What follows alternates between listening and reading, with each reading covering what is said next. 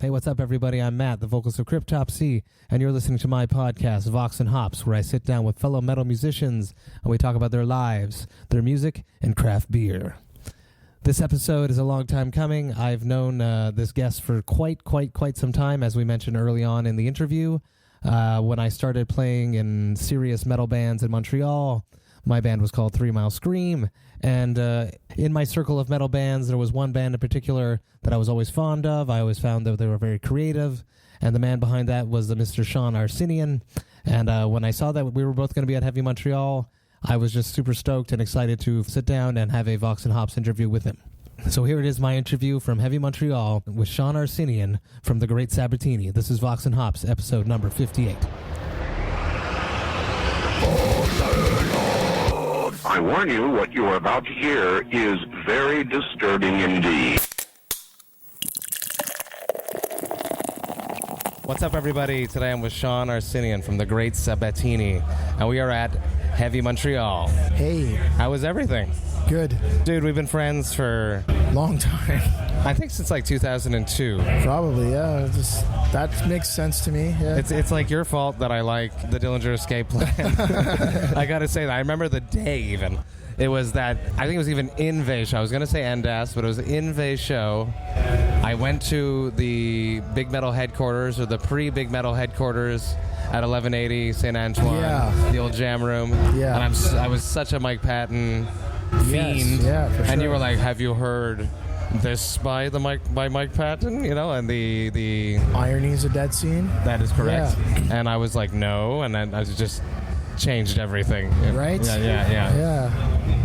You've always been in one of the most extreme, interesting bands in Montreal. I was a huge fan of Violent Marv back in the day. I would always say if there's one band that I would leave 3 Mile for and go and sing for, it would have been Violent Marv. There's always something interesting about music, and the Great Sabatini has just continued in that vein. I would have taken you up on that and set you back many years. I've always had an insane respect for you and your talents. So, oh, thank you, Sean. Yeah. Like, let's talk about your hustle, the drive, keeping it going all these years. Yeah. How do you do that? Just keep it. I mean, it's been probably to the detriment of our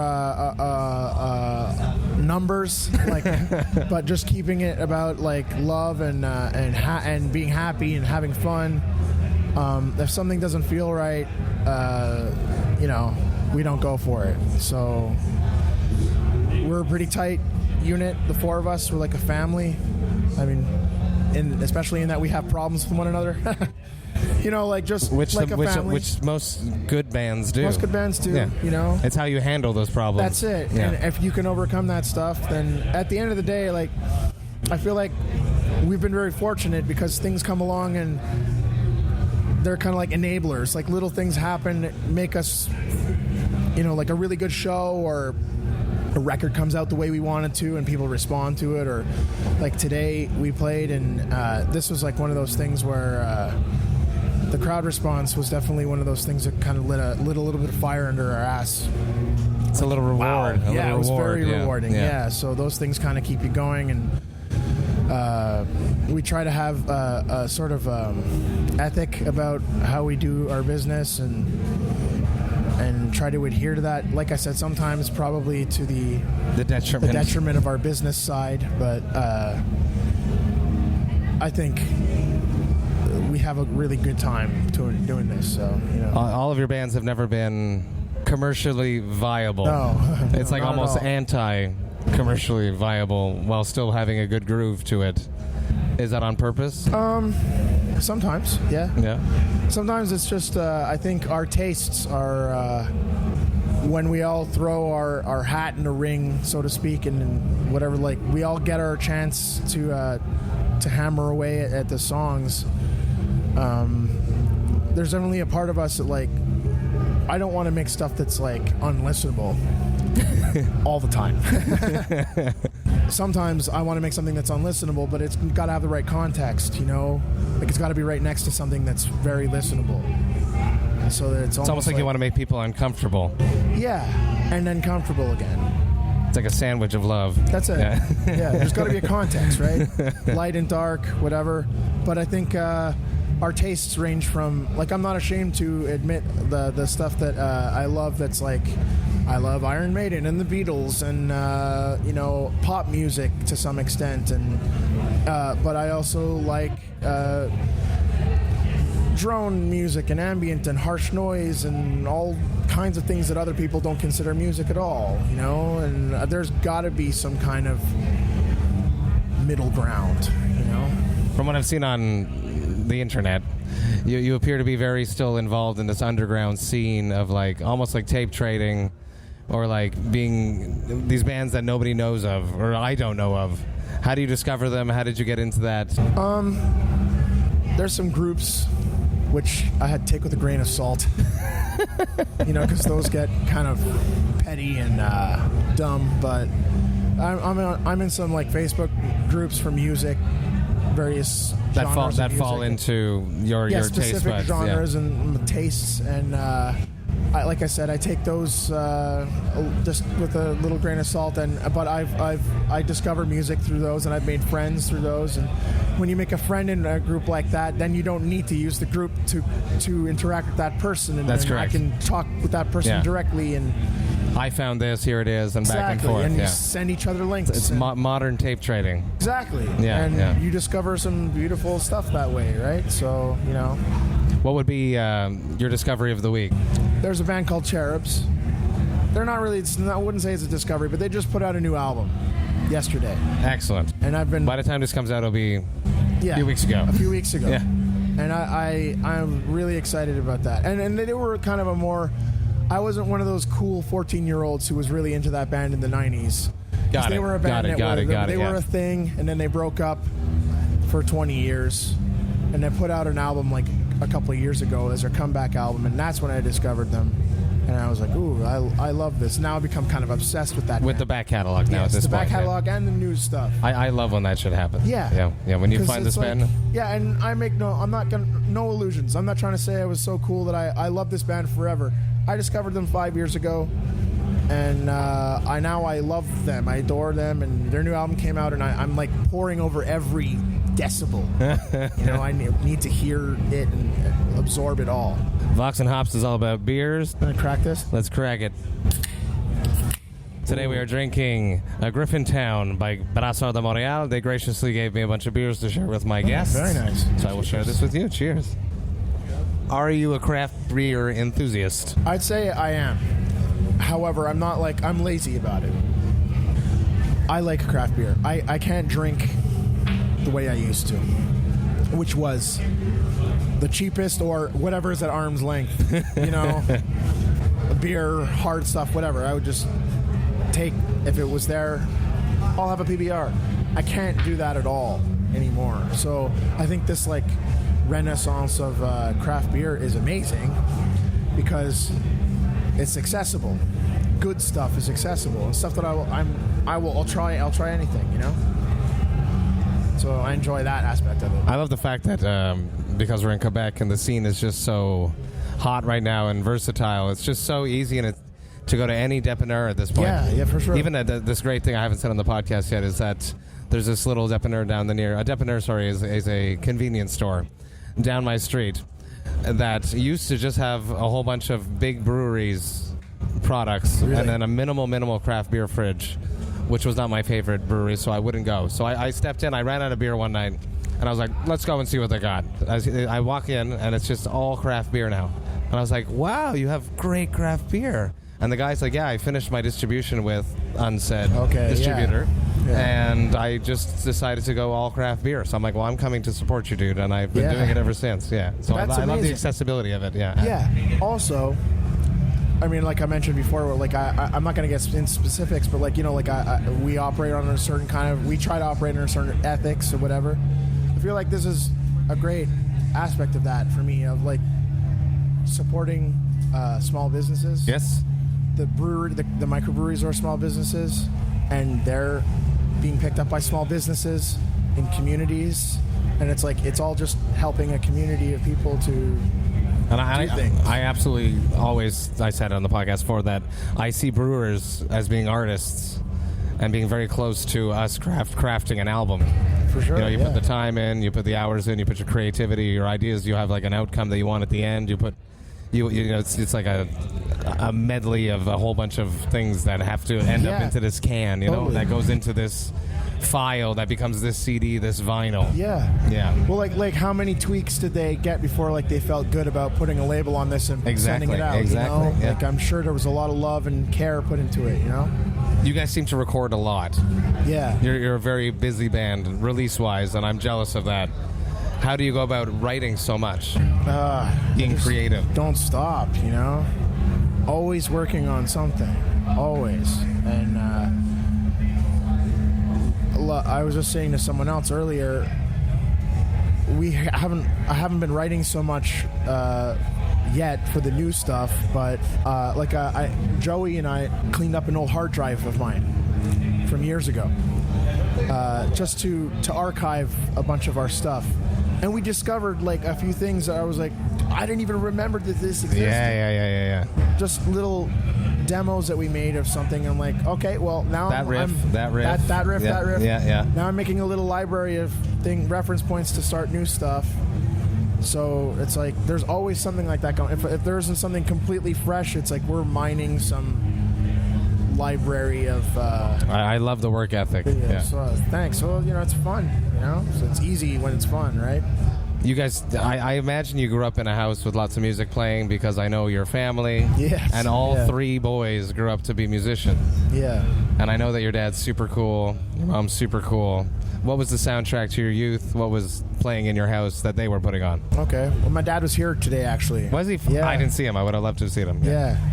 The soundtrack that I grew up to was, my parents were hippies, 60s hippies. So all the 60s and 70s, like from like rock, soul music, and country music. Like not so much the country music, but like stuff. Okay, like the Beatles, Jimi Hendrix, and that pantheon of stuff. Those are the touchstones. But Motown, Stax, stuff like that. My father played Beethoven and Mozart for us when we were kids too. Really? Yeah. Like purposefully? Yeah, he was trying to expose us to a wide, it worked. Field of stuff. Look at you guys, all three of you. Look at you. Yeah, I mean, like Jerry Jeff Walker, and like there was like always like touchstones of different things. Like my parents didn't like only a lot of one thing, or they liked a little bit of everything. So I got a little bit of country, a little bit of classical, a little bit of jazz. A little bit of a lot of rock and roll. But that's a broad thing, So. Absolutely, yeah. I like to touch on your artist side, because you're not just a musician, you also draw and paint and create. You're also a tattoo artist. Yeah. How did that develop? Could you always draw as a kid? Was it something you just liked to do, or were you a doodler? That was the first form of self-expression for me. It was drawing, and my parents really nurtured that. Really? Yeah. How did they, by putting you in classes or just giving you supplies? At first it was just giving me, he likes to draw, give him, I had lots of drawing supplies, crayons, pencils, paint, pencil crayons, papers, and clay stuff to sculpt with, anything to express myself in that way. They saw me, it was promising for me from a very young age, so they just pushed it, even to the point where at some point they got me art lessons. I sort of I didn't like that. I was gonna say, I can imagine you wouldn't have liked that. Yeah.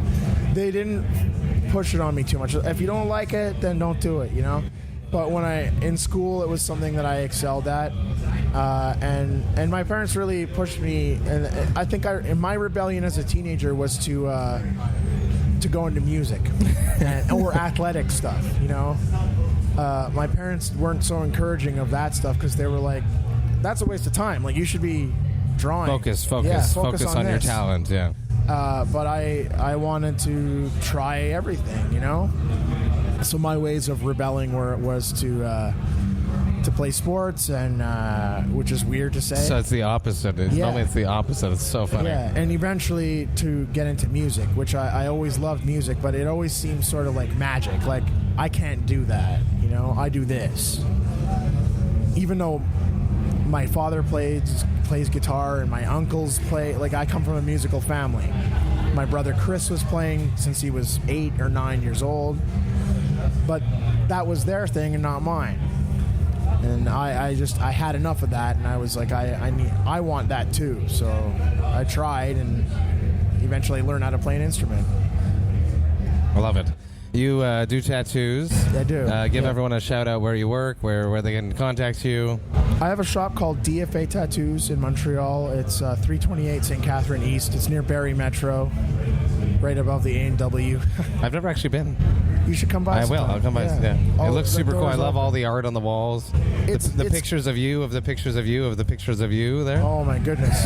That's a mystery. I have no idea who's sending me those. That's so funny. It just gets sent to the shop? Is that it? Yeah. I got a T-shirt with a picture of me on it, and then I took a picture of myself wearing that shirt, and then I got another T-shirt with with that picture on it. Unbelievable. So I got a coffee mug and a hat and a canvas print. It's a mystery. I have a mystery, like a mystery crush. That's so like funny. Sending me stuff. How did drawing transition into tattooing? I always thought tattoos were a cool thing. On the surface, it was cool, and when I thought about it, it was kind of mysterious.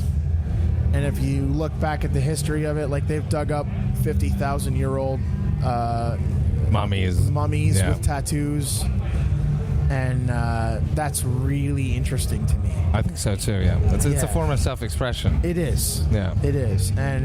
But there's pain involved, which is also another interesting angle to it, and it requires a little something inside of you to do it, or have it done to yourself. So, because I was always into drawing and I excelled at drawing, it was sort of a logical thing to eventually. It also didn't hurt that I can make money doing tattoos.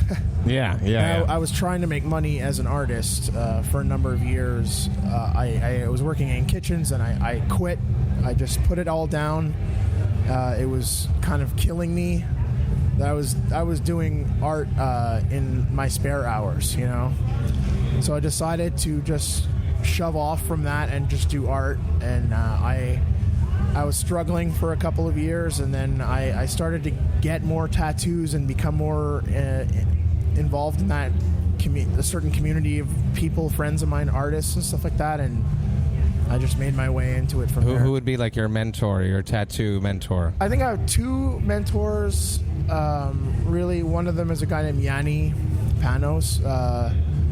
He's retired from tattooing now. Okay. He's working in the video game industry now. He's doing concept design. That's awesome. Yeah, he's an insanely talented drawer, you know? And he did a lot of my tattoos, and I learned a lot from him. And at some point, it was crazy because he was working under my roof in my shop, you know? And I had this guy who was kind of like one of my idols, was working I hate to say for me, but working at my shop. In one of your chairs and one of your stations. Exactly, what do you call it in a tattoo shop? In one of our stations. Okay, yeah.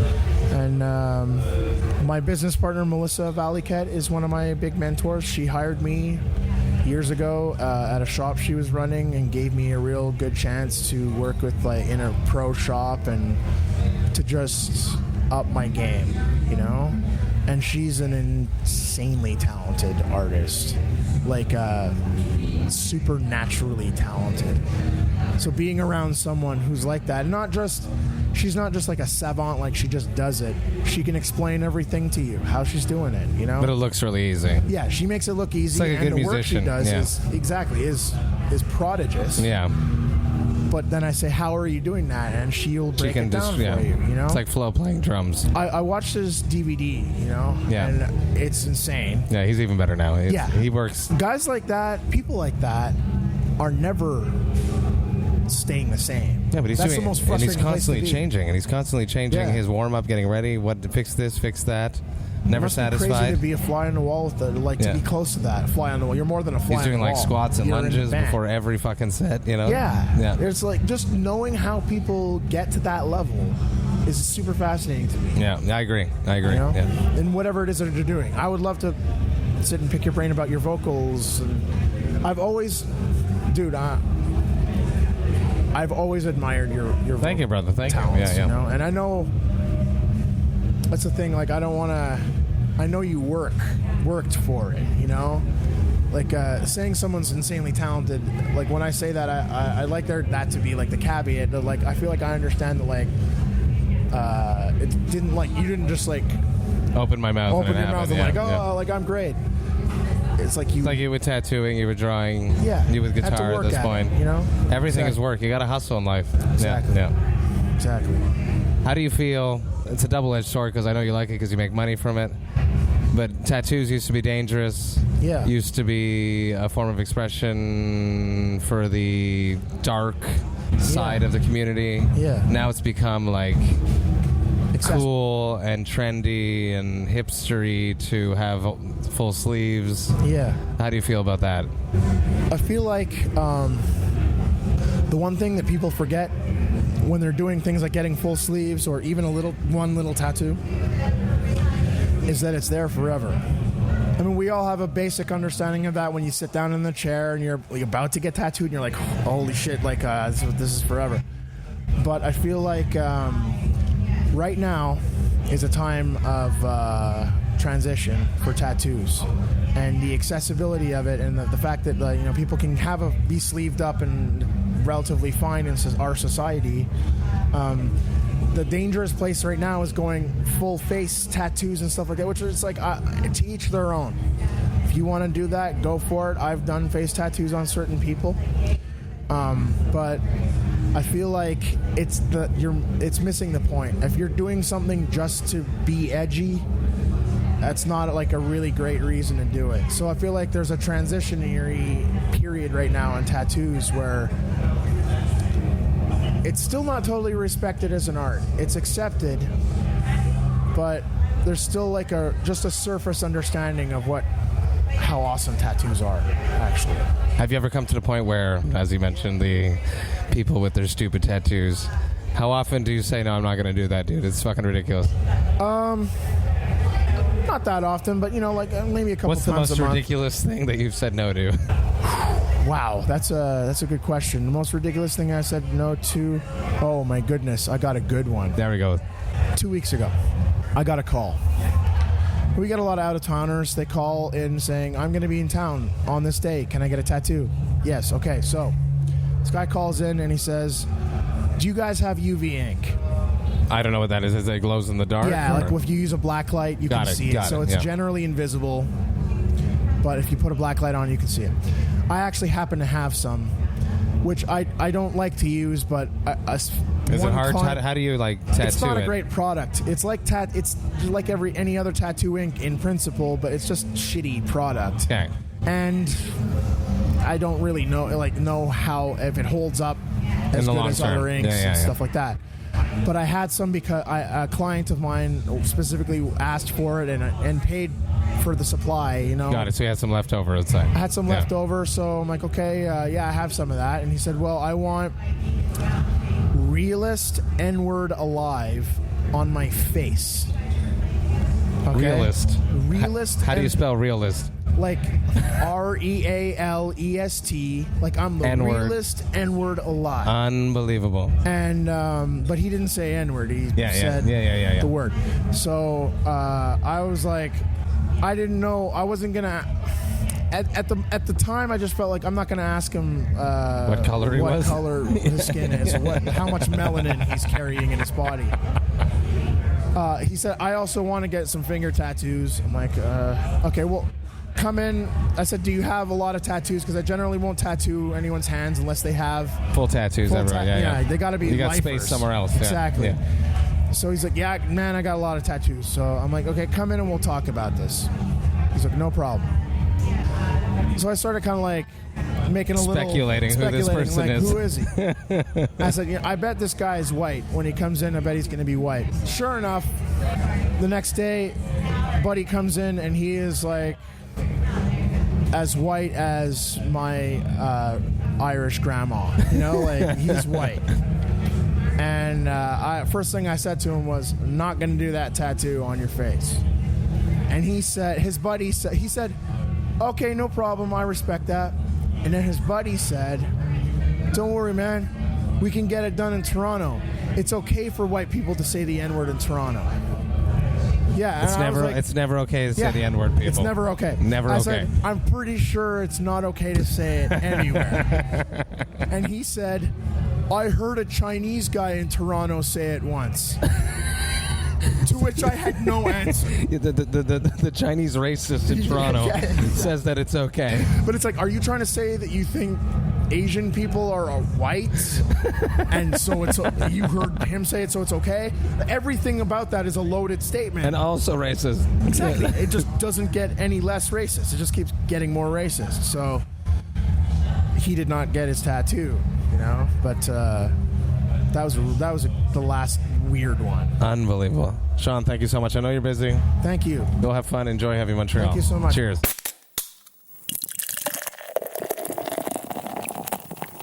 Hey, what's up, everybody? Thank you so much for listening right to the end. You know that I love and appreciate that. I just love Sean. We could have gone a whole lot longer. I just know him so well. I've known him for many years. I know his brothers. We've all grown up in the Montreal metal scene playing together, and I have a lot of love for the Arsenians. So cheers to each and every one of you brothers, and a huge shout out to Big Metal James. I miss you dearly, brother.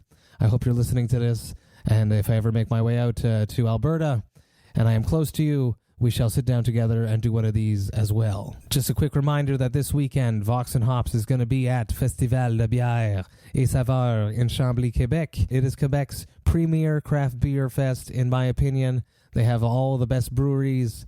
It is in the epic site. It is in this old fort in Chambly, Quebec. It is really, really cool. There's just a whole bunch of good beer, a whole bunch of cool people. If you live close by and you like craft beer, you should absolutely make the trip. There are still tickets available. You should come out and hang out. If you see me there and you recognize me, come on over, say hi. Let's talk about metal. Let's talk about some craft beer. I'm stoked to meet you all, so please come and say hi.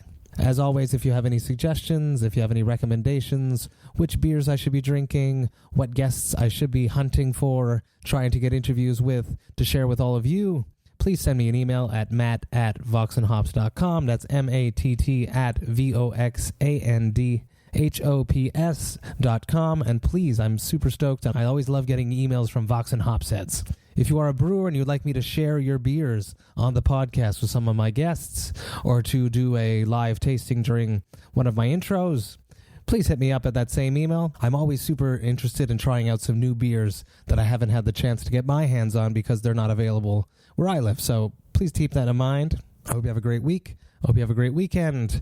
And remember to enjoy life, metal, and craft beer. Cheers, Vox and Hops.